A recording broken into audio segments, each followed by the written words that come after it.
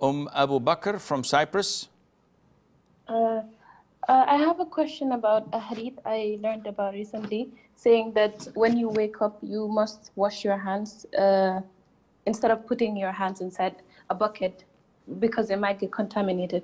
So what if, for example, you touch, if I didn't know that, if I forgot about the hadith, then I wake up, then maybe touch a wet substance, does that mean that it can contaminate somewhere else? The hadith does not say because it was contaminated, does it?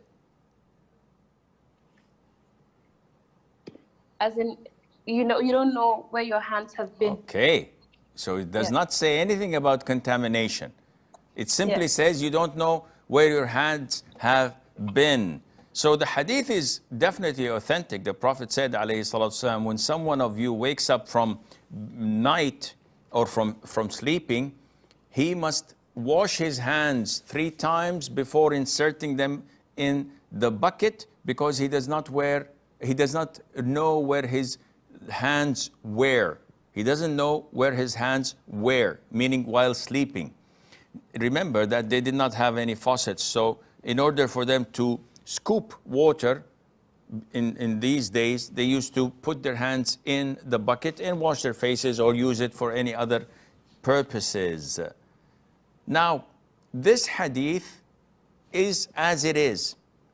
So some scholars said, okay, what about the ruling if I were to wear gloves and go to bed, and when I wake up, I take off my gloves, can I put my hands? The answer is no. Because again, the hadith does not insinuate that you touch your private part or an impurity. It can mean that you don't know what Satan did to your hands, something that you cannot visibly see. So we take the hadith and we execute it as a form of worship, not due to a logical reason that stands behind it. Simply, we wash our hands. Why? Because the Prophet said so, alayhi wasallam. And this is very simple. Likewise, when we wake up, the Prophet told us to blow our nose 3 times. So we inhale water up our nostrils and blow the water 3 times. Why? Here the Prophet says, because Satan slept on the opening of your nostrils. So we are cleansing it through this action. We did not see Satan.